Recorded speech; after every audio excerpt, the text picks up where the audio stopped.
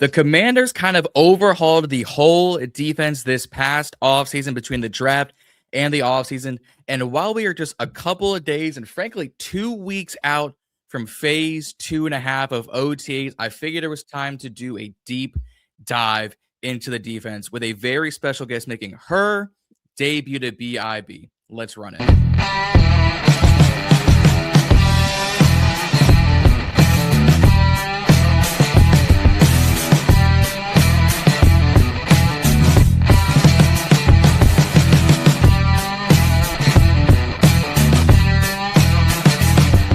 Ladies and gentlemen, welcome back to the Ballin and Burgundy podcast here live on YouTube. It's been a couple weeks besides the Burgundy breakdown live streams. It's been a couple of weeks since we've done a true video, and I figured this was a perfect way to get back into the season. We took a little bit of an off season since the draft, but we are back. I am back, and I have a very special guest doing this deep dive with me, making her debut here on BIB, but it's already taken off on her own YouTube channel here in the Commanders community. Please welcome Miss K, aka K's Take. K, welcome to BIB. Hello. Thank you so much for having me. I am so grateful for this opportunity. No, thank you for coming on, especially short notice. I texted you like Wednesday afternoon. I was like, I was like, of course. It actually worked out perfect because I ended up being off work. So it worked out perfect. Yes. Hey, cannot complain when you're off work because as of recording, I go to work in like 2.5 hours. So oh my goodness. I squeeze in time. Hey, graduation is over and now I have to actually make money. It's a bad world out here. Yes, and congratulations to you, by the way. I saw that you graduated. Congratulations. That's such a big accomplishment. Thank you. Yeah, 3.5 hours in 85-degree East Coast heat to now have to go back into the workforce. Yeah, my body's hurting. So I will not complain. But guys, we are here to do a deep dive. So I have kind of two housekeeping things before we get started. Hey guys, hit that subscribe button. Not only here on BIB, but head over to K's Take. Give her a subscribe. She's doing fantastic content. Her, Asia, Erica, not only all the guys in the community, because we've all been here for a while, but all the women in the community are doing fantastic work. So go give Kay, go give all of them a subscribe. And we are on the road to 1,100 here at BIB. So hit that subscribe button. Hit a like on this and share.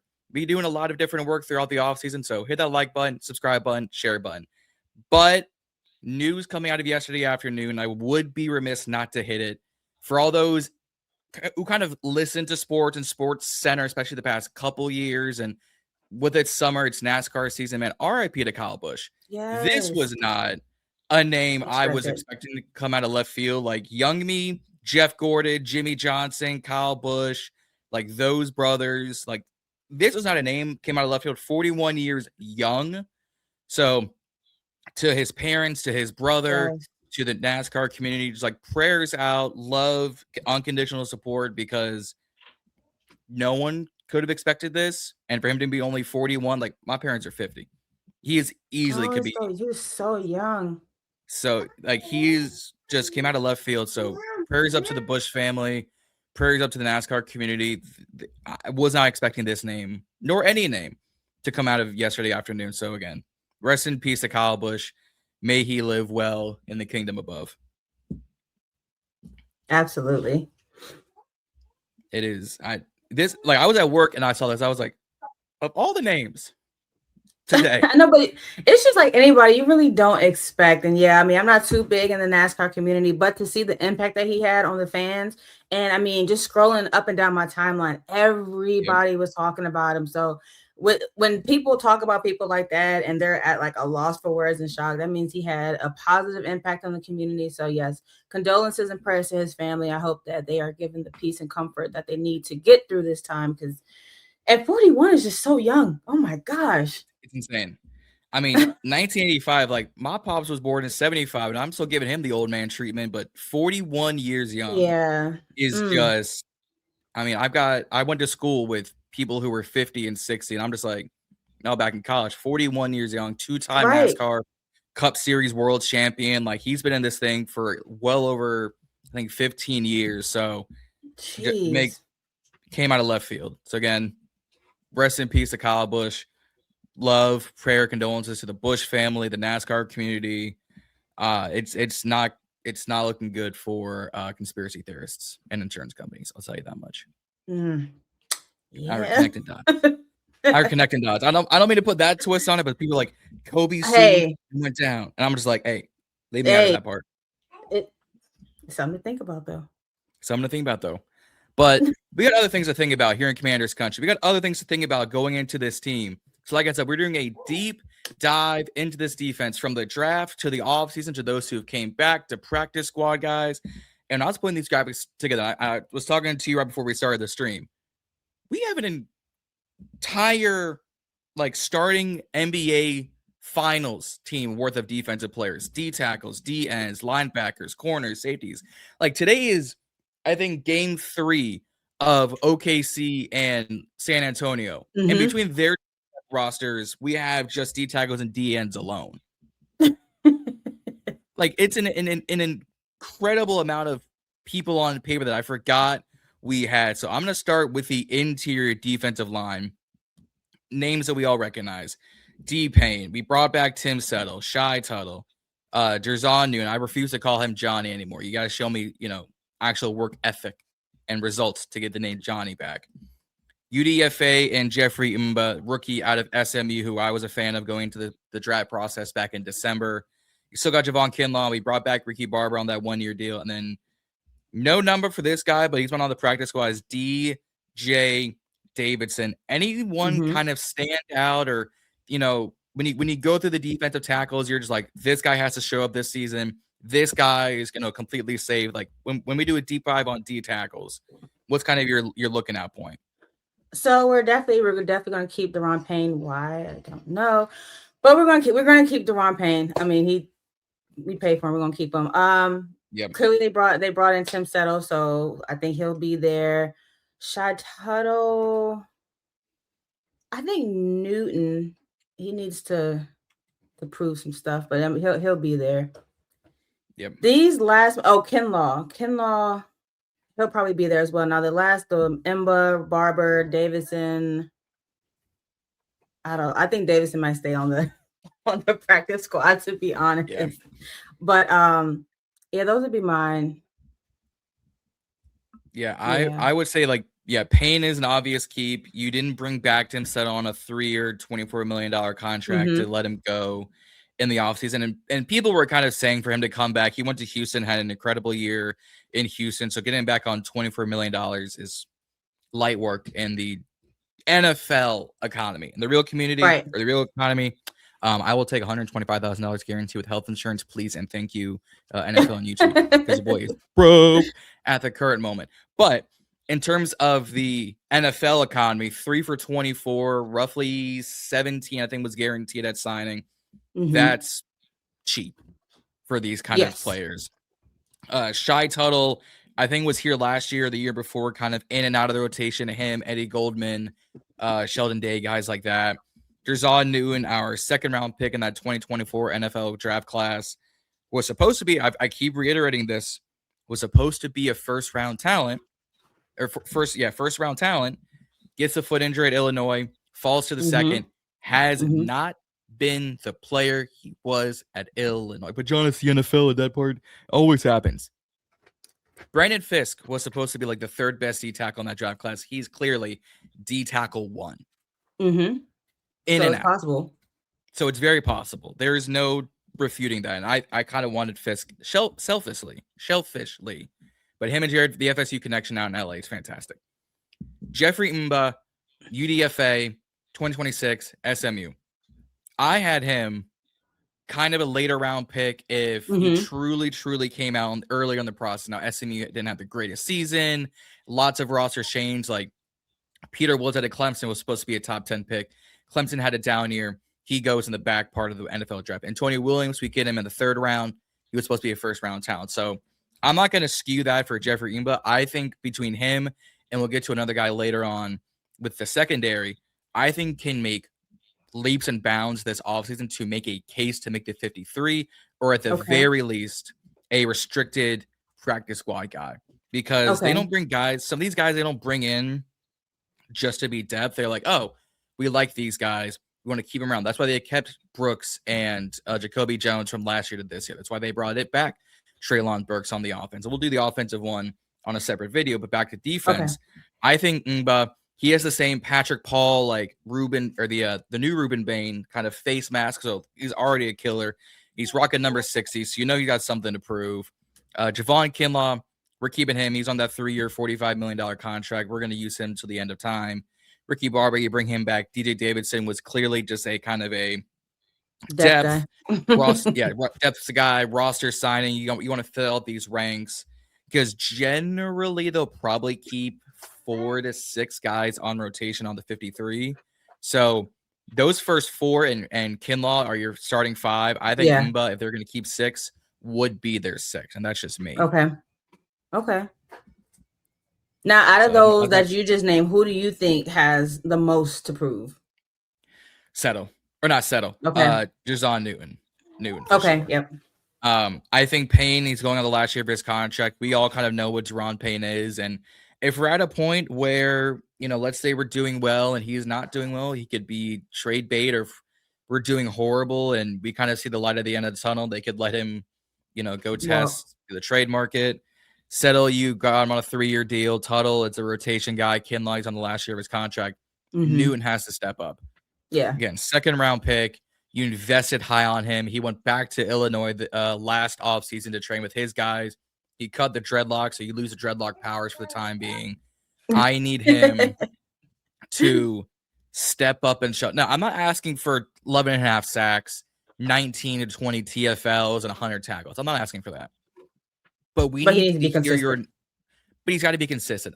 We need to hear your name called, on a sack here and there, on a TFL here and there, stopping the run here and there. If I'm hearing your name more called for substitutions or the fact that they're bringing up second round pick, injuries, I'm going, we know what you are at this rate. Yeah. And this is now another indictment, unfortunately, on that 2024 Adam Peters class. Mm-hmm. Agreed. So who in the D tackles, who do you need to step up in 2026?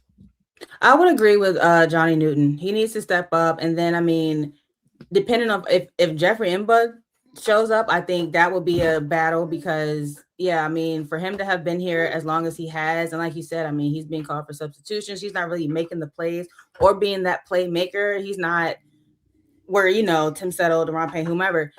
He has the most to prove. And I think in the offseason, if any one of these 3 that we said might be practice squad, might be rotational players, if they step up, then his spot they're going to be coming for his spot for sure. Yep. 100%. We've seen it. Dom Hampton didn't last but 2 seasons here. Mm-hmm. Javonte Jean-Baptiste is still on the roster, but we kind of know what he is at this rate. If your 2nd-round pick now turns into, like we both agreed on, Ngba's fighting for a spot, Barber's fighting for a spot, Davidson's fighting for a spot. We're going, this 24 class it's Jaden, and that's it. Luke, if you want to make it 2. Him, Luke, and Mikey are your 3s. 3 out of 7 is not a passing grade. Right. So it's Newton. Look, buddy, we all want to believe in you. We want you to succeed. He has potential. And I don't think that he can't do it. But it's will he? And for me, this is the year. If you do not do it this year, you're gone.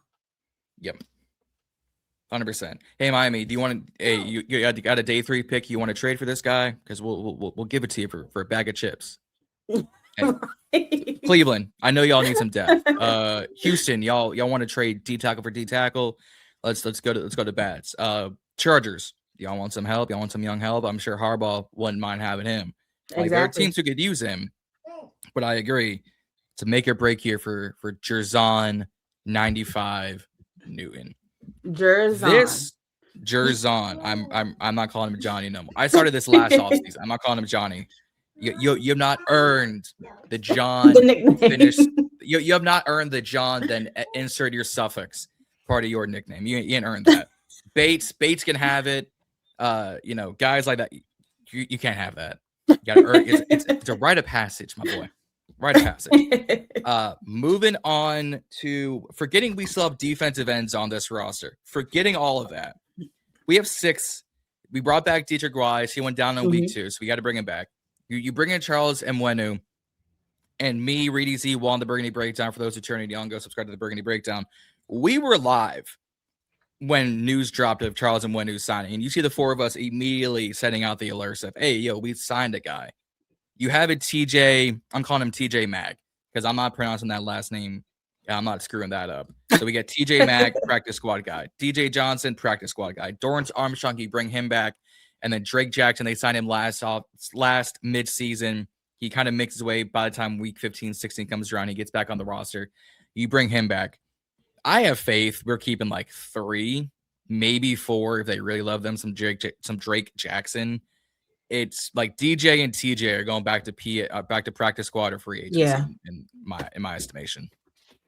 All right, so we know we're definitely. I mean, we signed them. So Charles and Minihue, he'll be here. Dietrich Wise, we're definitely going to bring him back. And Dorrance Armstrong, I mean, you have to. Like, I think this one is one of the easier rooms in the on the defense because, DJ, TJ, I mean, they're depth players. Drake Jackson, though, that's an interesting one. But I don't see him outperforming Dietrich Wise, Charles Minihue, or Dorrance Armstrong. So, like I said, this one's pretty much the easier room. I do expect big things from Charles Minihue. I don't hear a lot of people talking about his name a lot in the offseason, but I mean, he's a dynamic player. He's a dynamic player. He's a playmaker. You've seen it. So he's the one for me for this room. He will probably be the standout this year. We see what Dorrance Armstrong can do. There's a reason why they're bringing him back. And then Dietrich Wise, out of those two, I think he might be the weaker one, but yeah. Yeah. I mean, we kind of knew when signing Dietrich Wise, he's more of your setting the edge to stop the run defensive end versus Armstrong is more of your pass rushing defensive end, and same thing with Charles O. So I think, and honestly, this is the only room, if you want to call so, it being because there's 6 guys, right, that I don't have any expectations for, nor I think there should be. Dietrich Wise coming off injury, Dorrance Armstrong coming off injury, Drake Jackson came off injury and was in the rotation for 4.5 weeks. So you don't have a sample size in DC for him. And Wendu, you knew him from KC, but he's a new guy, so he's learning a new system. TJ and DJ are practice squad guys, are getting reps in OTAs, reps in rookie minicamp. We know what they are in their career. So this is kind of the one room I'm going, if they produce, great. If not, I'm not holding them to the fire the same way I'm holding Newton or a couple of these other guys coming up. Right. Well, and I mean, like we've seen with the draft, with the free agency, you can see what they're doing. So as far as like the TJ and DJ and even Drake, if they stay on the roster, practice squad or whatever, they are developmental players. They are the ones who will see, possibly depending on how they do, we'll see them showing out in the future. So this room, this is a safe room. This is not one of those ones I feel like needs to be discussed as far as concerns, because it's safe. Right. It's completely safe. One room / position, because I kind of lump them together, is the deepest in this room. It's your linebackers and your outside linebackers. Now, from what ESPN put out, what we kind of are now anticipating, for those who are kind of watching the Durante Jones, Brian Flores, Mike Zimmerman defenses, they love them some 3-4s. Jonathan Grenard, Dallas Turner, Minnesota, they're outside linebackers when you had John Allen and company in the side of the middle. Odafe Oweh, free agent signing. Joshua Josephs, 5th round rookie. He's ranked 48. There's an asterisk because that number will be changed. 100%. It's fine. Nobody likes his number. It's fine. Honestly, we kind of agreed on TBB that it's fine. It's a fine number. It's a rookie minicamp number. It's kind of whatever. I'd give him 50. I would take 55 off Andre Carter and give that to Joshua Josephs. Have JJ 55. But that's just me. I don't know too much about the numbers, but I mean, he's a rookie. He needs to prove himself. Right. You know, he needs to prove himself. So it'll probably change, 48 is better than 19 though, so take that what you will.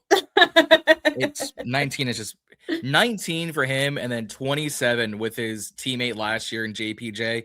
Diabolical edge rusher numbers. Like, we should have known something when he came out in 27. Should have known it from there. Should have known better. Yeah.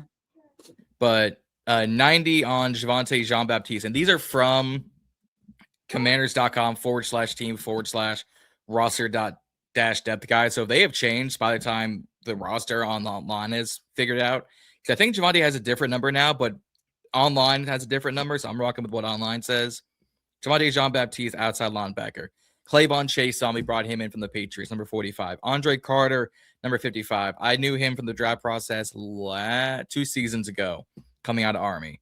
And then with our linebackers, our franchise stud first rounder, Sonny Styles. You still got Jordan McGee, still got Frankie Luvu, still got Leo Chenal, still got K. Medrano. Or you brought in Leo Chenal, still got K. Medrano, still got Ale Keho, still got Nick Ballor.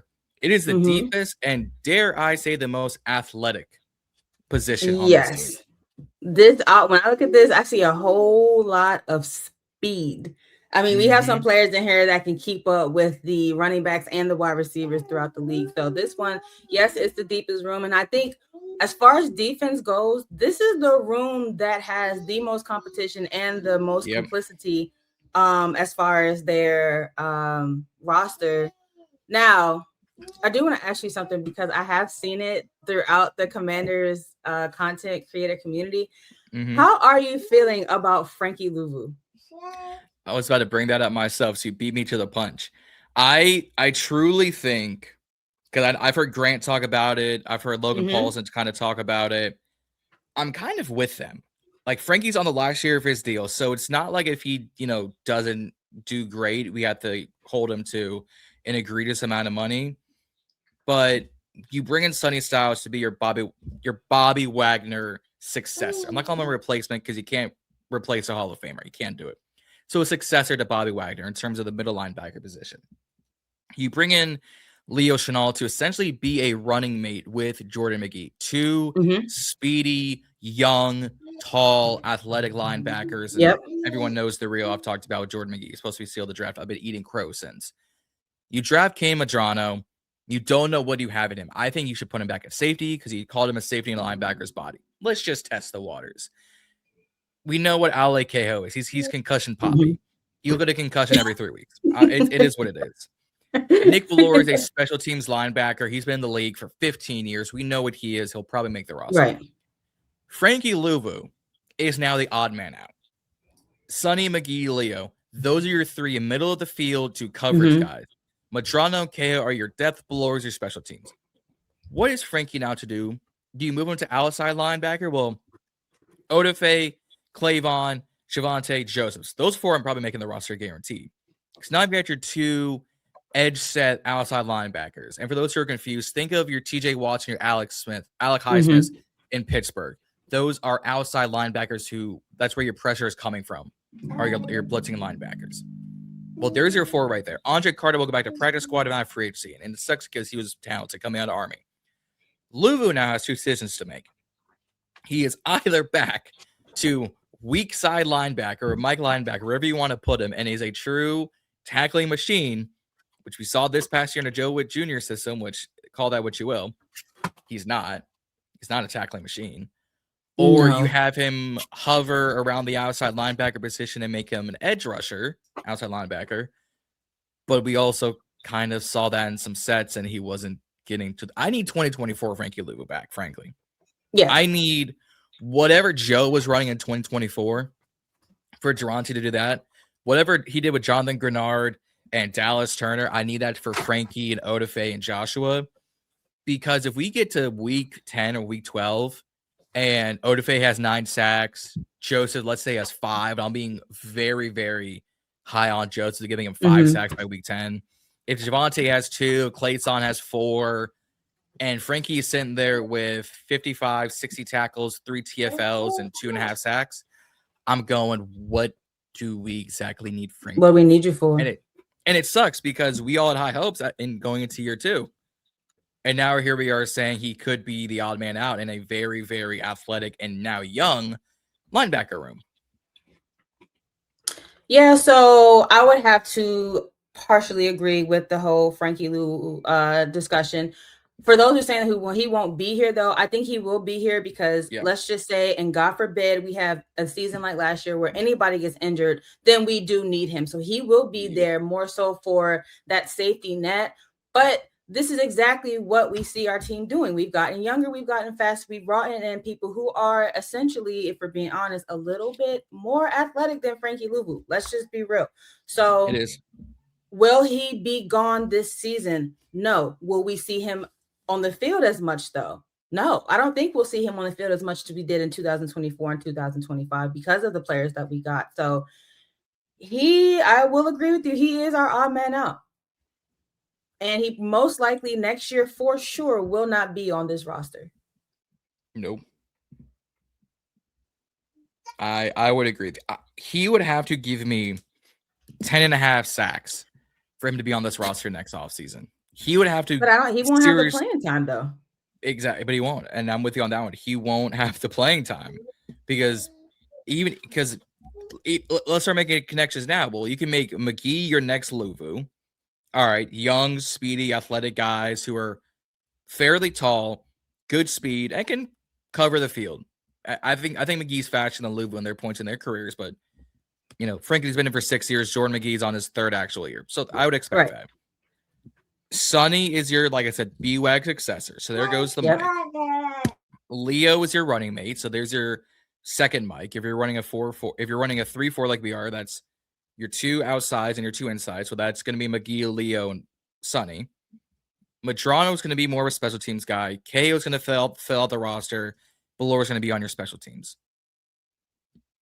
Frankie is now. Where's Frankie? Where is he? And not to mention, good. I would say not to mention also MEDRANO. He also plays on special teams.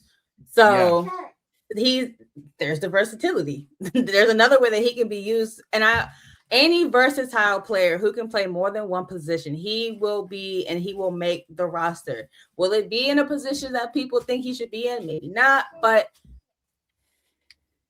they can use him. So Frankie Luvu, this. Unless somebody gets injured. Unless someone gets injured. So God forbid they do. I hope. Yeah. And I said coming out of last year, I think MEDRANO was the odd man out in his own draft class with the 5 picks we had. Yes. Connolly, yes. Amos, yes. Lane, yes. Bill, yes. I went MEDRANO. Could he use a safety? Could he use another receiver? Could he use another edge rusher? Like I went. Like I get the Bruins connection, him, AP coach. Like I get the Bruins connection. If you drafted him because he was a Bruin, I got questions of Bruin. You feel me? I got more questions now. that was right. Yeah. I mean, he's probably a developmental piece. I think when they drafted him, that's what they were looking at. They were looking at who they had at the moment, at the time, and it was a developmental piece. So yeah. I don't think he's horrible. No, I haven't seen a lot, but he's someone who within the next probably 2, maybe I'll give him 2 years tops if he's still on the roster, we'll probably see him stepping up more and being more of an essential part of this defense. Yep.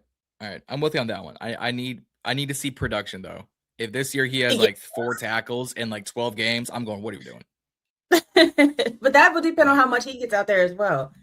That is true. Which they gave him like no time last year, which was the hilarity of it. It's like you use him because you have no linebackers left. Oh well. It's like, all right, guys. All right, Joe. Thank you. Thank you very much. What are we doing? What is we doing, fam? But I think the biggest question mark in terms of what we have left is this secondary.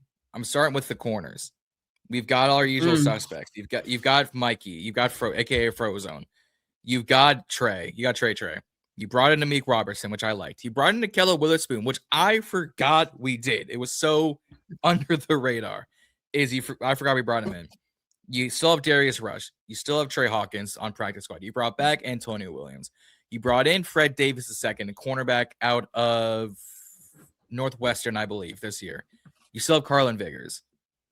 I think you need another corner if you're going to bring up at least, I think you keep 5 or 6 corners on the roster. Okay. Mike, Trey, Amik, Akello, Antonio.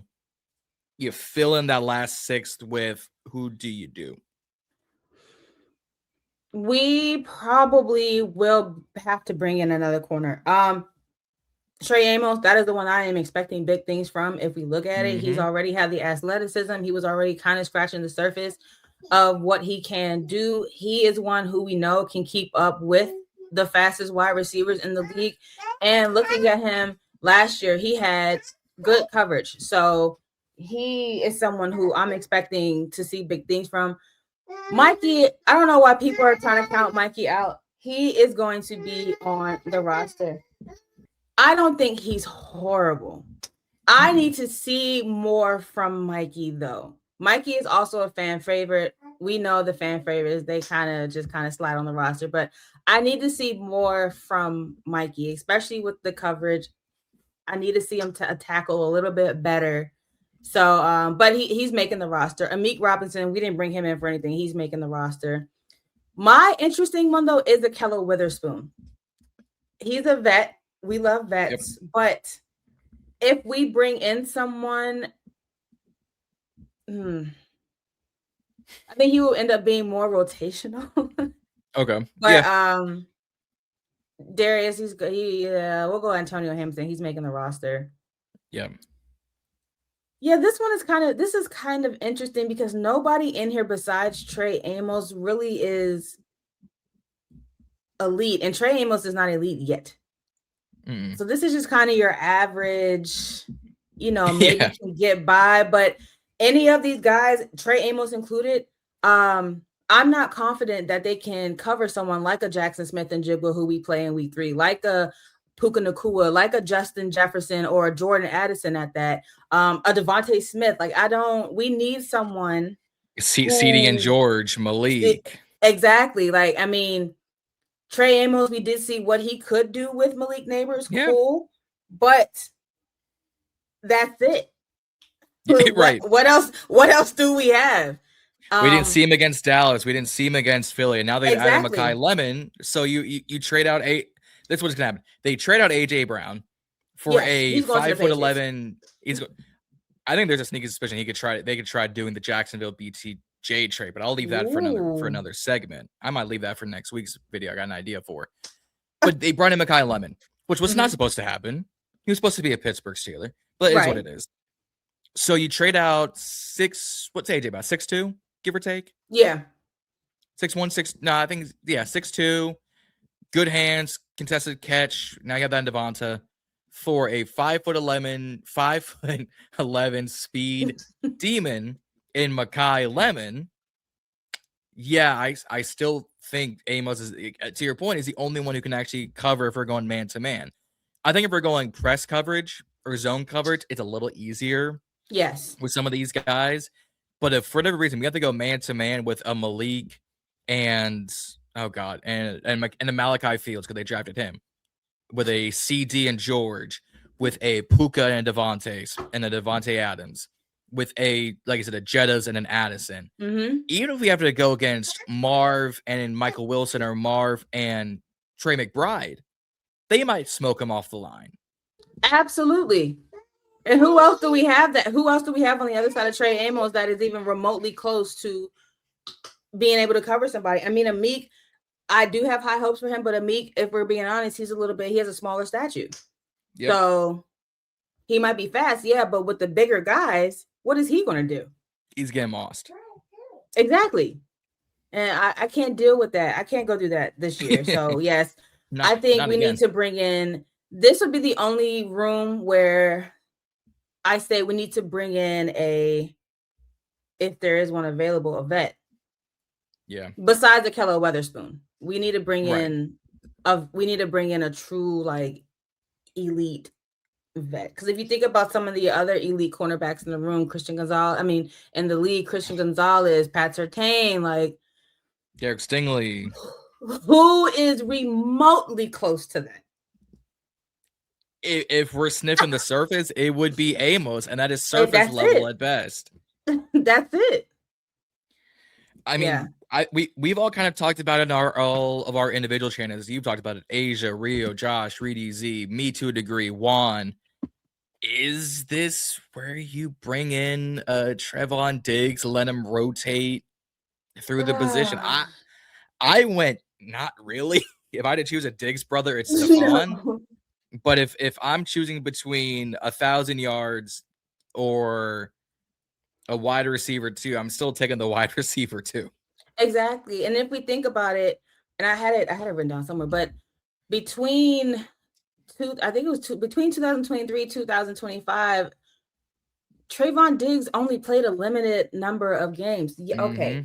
He was decent, and I will give him decent, maybe good at most in his prime. Average. He ended up being, average Pro Bowl, whatever. It was all pro, whatever. But at this moment in his career,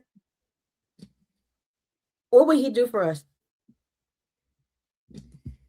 I mean, because in a minute, Trey Amos would be still, in my opinion, the top guy. We need somebody who can come in and be a little above Trey Amos. That would make me feel the most comfortable, because I know we'll have an elite guy and we have somebody who's on the up.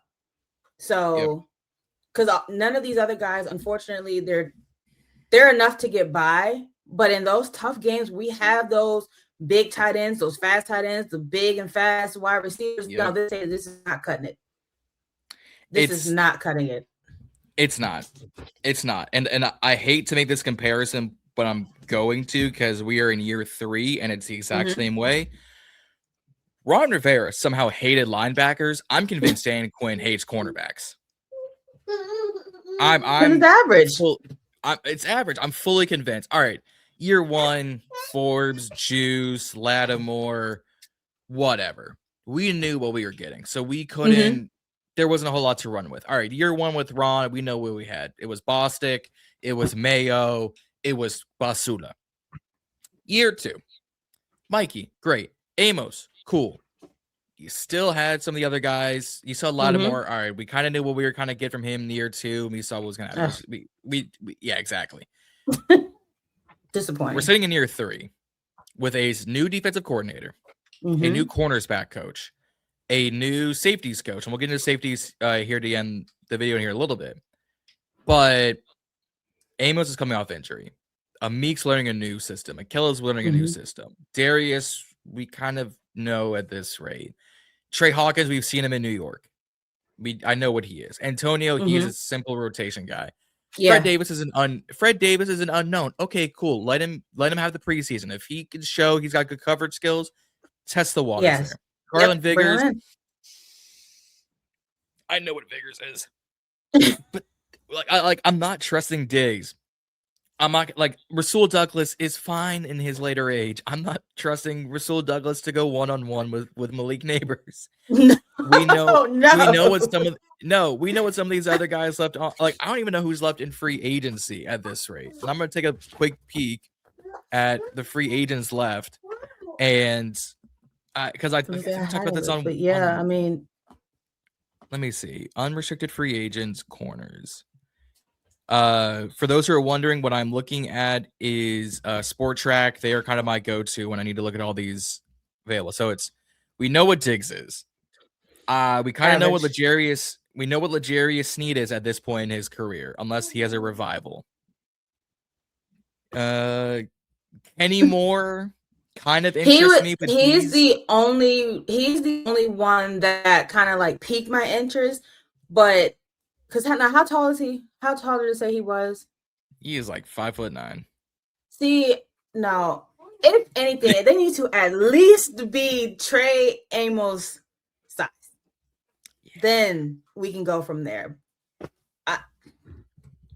This is going to be tough. And now I think going back to what you said about Dan Quinn and the CBs, I think they are going to try to rely a lot on the front 7, which I hope so, because if that's the case, then we don't have to worry about this too much. But like I said, in those games, Seattle, the Rams, the Cowboys, the Eagles, starting off our season, I think we need to have all bases covered, and our front 7, that's good.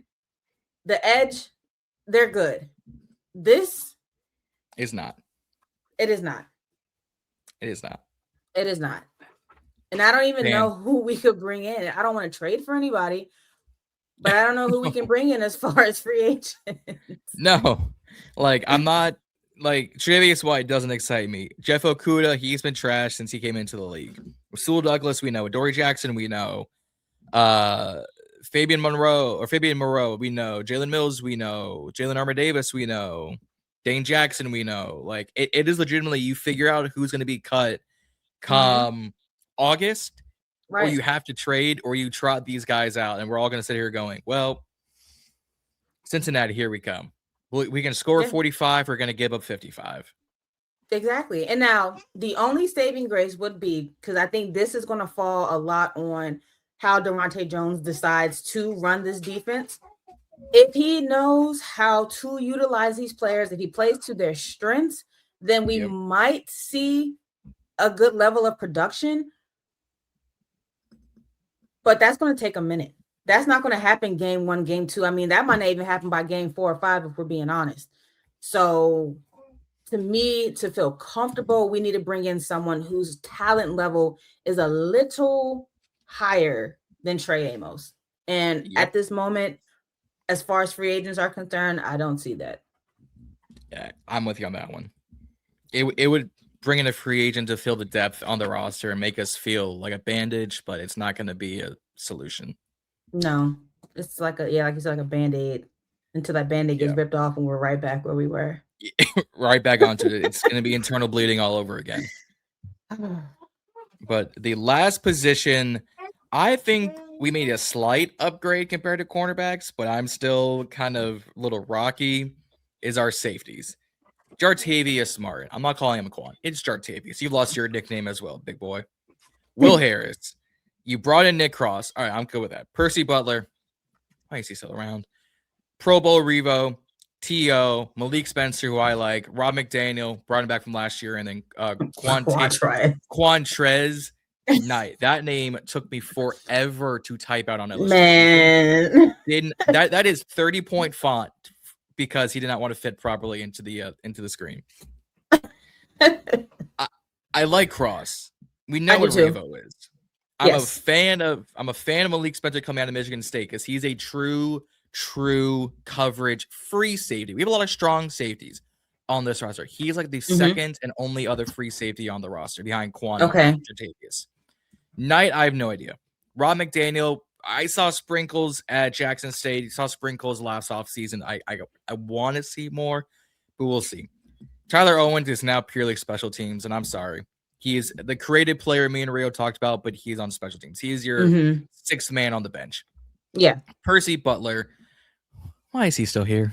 Why is he still here, guys? Rotational. You know, we have to have that one guy that is the fan favorite. Even I don't even think he's a fan favorite, but we have to have that one guy that just is kind of there. But each room has that one there guy. But it's Tyler Owens now. But he's just kind of here now. But at least he can do that. I don't ever see Percy on special teams unless He won't make it. No, he won't make it. No, he won't make it. And then Will Harris. Won't make it. No. Will Harris. I need him to be fully healthy. Hopefully, he will be this year. I want to keep him around because I do want to see. I want to see him get his moment truly and see what his potential is as well. But yeah, Nick Cross, he'll be here. Jeremy Reeves, yes. Quan Martin, Jartavius, that's the one. He's the prove it player to me. He has to prove himself this year. And then I don't watch that much college to the other guys. You can take that, but those are my three. Will Harris, Jartavius needs to prove himself though, and Nick Cross, Jeremy Reeves. Jartavius. Look, I know you were a nickel corner in Illinois. We drafted you to play safety. First year, I'll wipe my hands clean because Ron was halfway out the door. Right, didn't know how to. He wasn't invested. Great, he wasn't invested. You played your best season with two separated shoulders, my boy. How does that happen? By the way, how do you separate both shoulders? Get medical clearance to play in the National Football League, and then have we didn't have anybody else. We didn't have anybody else. They're like, look, let me see. Can you cover? All right, you good to go. All right. But they take guys out for less. What was it? Was it week 16? What was our it was week 16 of last year because it was us versus Philly at home. Goes out that game. Marcus went down for like 3 plays because we thought he got concussed. We had Josh Johnson in for like a quarter and a half. Mm-hmm. We see guys go out for less. You spent like 4.5 months on this roster with separated shoulders, which normally would be 4 or 5 week recovery time. You played a season. So unless he did season. the best. So either he lied to team doctors, which first of all, that would comes with a fine from the office and possible suspension. B, the team knew and did not care. Or C, a mix of all 3. I'll go with C, all the above. I am not one for players getting injured, but if we have to separate those shoulders somehow, hey, look, if we all need, if us as fans need to pull up to Northwest Stadium, to pull up to Big Bear AI Innovation and Performance Center, to the practice facility, if we need to separate those shoulders, if we come to training camp and there is a video of Jartavius Martin on the floor, us whooping his ass, separate them shoulders, all you are gonna hear. Fight back, nigga! Fight back, nigga! Fight back! Fight back! Just separate those shoulders. That might just have to happen. Because half, like you said, unless he lied. Which unless is possible. He had we were asking for him to be released in week 6 during last year. He is still here. This is year 3 now, buddy. We need you. And they fed us the Kool-Aid last year, and we all fell for it. We fell for it. I would say I'll count myself into that. We fell for it because we had nothing else. We had nothing else to lose last year. We were coming off the NFC Championship. We were coming off a little bit of a low, so we had nothing else to lose. And then like week 5 came around, and we said we done. And then we got to Miami or Madrid, and we said we done. I don't even need Pro Bowl level from Jartavius. I just need starting quality safety play. Yes. Now, I do have a question for you because, like, let's say he does not perform. Let's say, we're like, all right, gotta go. What and who steps up, or do you bring anybody else in? I'm letting Malik Spencer test the waters. A 6'1" free safety that can run a 4.4. I'm using that. They were high on him in the draft process based on what came out with reports. Gave him, I think, the 3rd highest UDFA contract among our 9. Because I'm not including Drew Stevens because they don't pay kickers like that as UDFAs. Gave the man some money. He is a quality safety out of Michigan State. Michigan State had a decent year for college. Okay. I like him a little bit. I will let him come into the rotation because, like, Nick Cross, strong safety. Will Harris, strong safety. Butler, strong safety. T.O., you figure out where to use Tyler. Jeremy, you figure out where you want to use Jeremy the most. McDaniel, like maybe McDaniel just to see, but if we're keeping everyone else a strong safety and Jartavius is the only free safety, I'm using the only other free safety left on the roster at Malik Spencer. Now, that could change come August. We could see guys get cut, and that's why some teams wait until we get to August and guys get cut. But there's like no one in free agency. Like I don't really want a Jimmy Ward. I don't want a Harrison Smith. I don't want a Taylor Rapp. I don't want a Chuck Clark. I don't want a Jalen Mills. I don't want a Terrell Edmonds. I don't want a Jordan Poyer. I don't want a Jabril Peppers. I don't want a Jamal. I got my hands clapped in New York. I got my hands clapped in Las Vegas Adams. Like no one in free agency looks enticing enough to me. Go, all right, we'll bring him into the room and that knocks down a guy. Honestly, if Jartavius gets benched or cut come mid-season, and Malik Spencer is playing okay ball, but we still need help, then we can revisit. But to me, at this point, it's Malik or you've got to convert someone. Okay. Yeah, I mean, so this room will probably be the one where we really need to pay attention to what they do in the off season.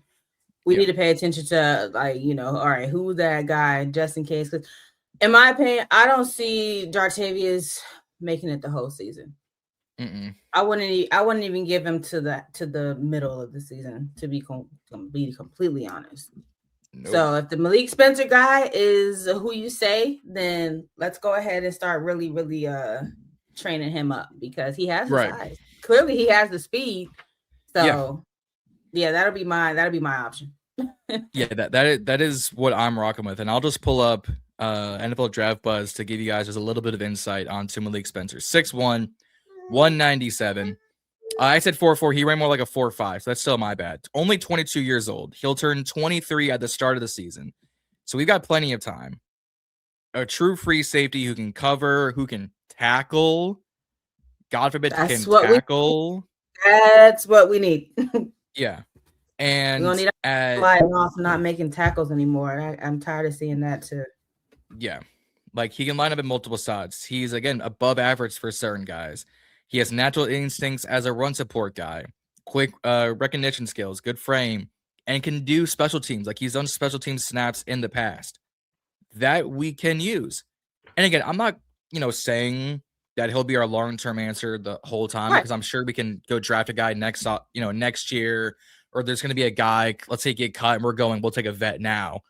But if these are the 9 we rock with, and I need someone to step in place for Jartavius off rip, I might as well go see what a UDFA rookie has versus putting Owens back there and we're getting coached no matter what. Yeah. So that's where I'm at with it. I'll agree there. But I will agree. I think we can both agree. The defense got better with the offseason. We upgraded where we mostly were asking for. We didn't really upgrade the second outside of Amik and Akello, I guess is what you think we should have drafted a corner. Were you shocked that we did not? I would have drafted a corner. It was a good draft for corners. I was clamoring for Trey and Stukes, and he's now a strong safety with the Raiders. So we saw what my wishes got me. But there were guys I would have taken. I would have taken a different edge rusher over Joshua Joseph, but you can build him and mold him into what Dan Quinn and Durante wants. Yeah, I would have taken a corner. I would have to look back at my paperwork and my draft process, see what I would have taken in day 3. But I'm not mad at the draft picks, but I would have taken a corner to help circumvent what we're doing. Yeah.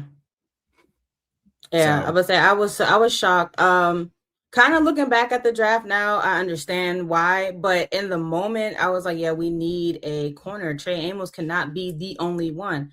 And when we didn't, I was like, oh, okay. And then seeing who was available in free agency, it was like we might be in trouble. And now all the Trayvon Diggs talk, which I know we're saying, we don't want him or whatever, but I think if we get Stephon Diggs, they might come as a package deal. It just might be inevitable. And if he is the guy that he used to be, even though he was a little above average, essentially looking at it, it does make the room better. But I would like to see a little bit more than a Trayvon Diggs. I would too. Yeah. I would too. And we both agreed right now what free agency has left, it's going to be another Killer Witherspoon lateral vet move. So I hope something happens. Maybe a guy we all wanted gets cut for whatever reason, or they make some miraculous cash and late round pick for player trade because we have the cap. We have $50 million left in cap space. We can make a couple of guys rich. Yes. But I unfortunately, I think we've all agreed, don't see that happening in the near future. No, not in the near future. Now, I would say, depending on how the season shakes up and shakes out, then we might see some moves there. We could see us bringing in somebody, like you said, maybe a vet. But we have a little bit to work on in our cornerback. It's going to be a lot of pressure on our front seven because they're going to have to make sure that they get to that quarterback so we don't even have to worry about our secondary. I mean, in our safeties, I need to see how they shake up as well, but I'm a little bit more comfortable in our safety room than I am our cornerback. 100%. Yeah. 100%. I mean, again, and I'll kind of start wrapping things up. A dominant front seven helps the secondary out and coverage wise, but if you can't get to the quarterback, you have to rely on a corner. If we're solely relying on Trey, and for whatever reason, God forbid, he goes down again, I'm throwing my hands up in the air. We done. I would say that's it. We that's just wrap it up. I'll turn my channel into like a Food Network or something because I'd be done. Not Food Network. I can't see what happened last year. Not only is it bad for the team, it's also just embarrassing. Like I had so much secondhand embarrassment last year. So no, I need the front seven to do what they are. That is the most confidence I have in the defense. But if they do not get to the quarterback, we're in trouble. If we can't get to the quarterback and we're truly relying on everyone else to cover, a true wide receiver. I mean, if we keeping the buck right now, we ass. So period. Enough. If I have to rely on Mike Sanderson covering Jackson Smith and Jegba, I'm not watching. I'm not watching. If I don't know a single person who would have any sort of confidence in watching that matchup. Anybody? Nobody, baby. Nobody. Mm-mm. It's bad. Look, and this isn't trying me to knock Trey, me knocking Mike Sanders still, but he's not a coverage corner. Right. No, he's not. I've said this. He is almost a pseudo safety. He is a blitzer. He is run support. And I've said this in the past. That Buffalo nickel bullshit that Ron Rivera was using with Landon Collins. It didn't work. It didn't work. It did not work. But it's kind of what Trey or what Mike Sanderson would do best. Run support, blitz, cover the field. I don't need him on the boundaries. He works better almost as a like a user linebacker in Madden. You use the safety and then you just you hover. You don't actually cover, you hover. That is almost what Mikey is at this rate. Yes, he's 5'9". Yes, he is undersized. Yes. But he has the most interceptions on the team in 2 years. He's and like that's 9. Where he thrives. And then now, if Durante Jones were to come in and use Mikey like that, who do we put though in that on the other side of that cornerback room? Yep. Because I can see Durante Jones being more open to truly seeing where the players need to play. So if that is where Mikey thrives, which it is, like you said, he has the most interceptions. If that's where he thrives and Durante Jones is as smart as we are believing him to be, then we will probably see him in that role. But then that makes the cornerback problem even worse. Yep. Because Amik, maybe he has the speed, but he doesn't have the size. Nope. Witherspoon is older. We know what Vigors is. Yeah. Well, the roster got better, but there were still holes in that secondary somehow. Yeah. Well, and I guess we can all just go ahead and say, we'll see a tweet in a few days. Stephon and Trayvon signed with the Washington Commanders. Right. Most of us will come back and go, all right. Kind of in the same spot we were before the Diggs brothers, but that's okay. Once again, our offense is going to shine, but our defense, our defense is still. Our defense went from 25 to 24. Woo! I'm gonna go cry in this corner after the season. Yeah. I don't know. Maybe it could be better. It could also be a lot worse. So I think at the end of the day, it could be a lot worse. It could be it could be that Ron Rivera it could still be last year's defense. It could be that last year Ron Rivera defense. So I think we got better. Still can make improvements. But I think as an overall unit, most of us feel better about the defense. Absolutely. Absolutely. So, Way better. I even feel better about the defense than I did in 2024. And that, I mean, the defense then was absolutely mediocre. So from that point, from last year, we have gotten better, but we still have a little ways to go. We still have a little ways to go. So I will take improvements where we can get them. This was an absolute blast. I'm glad I was able to get you on. This was a lot of fun. Can't thank you enough for coming on, especially on, like I said, short notice early in the day. Thank you so much for having me. I truly enjoyed it. No, thank you. Guys, you can follow K Takes Instagram, YouTube, and I believe Twitter. All of her links will be down in the description, just below ours, be on the thumbnail, be on the title, so it's easy to click, go find her. It'll be up on Instagram. So, guys, follow Kay, hit the subscribe button on your way out here on BIB. Head over to K Takes, go give her a subscribe, because we are not even at the end of May. We still have all of June. We still have all of July. It's going to be a long off season, so more of these types of videos will come out on all of our channels, whether it's me, Reedy, Z, Asia, Kay, Erica, Rio. It's actually going to be a good time in Commanders community, whether we like it or not. It's going to be a long time, but it's going to be a good time. Good time. Like I said, guys, like, share, subscribe. We will see y'all on the next video.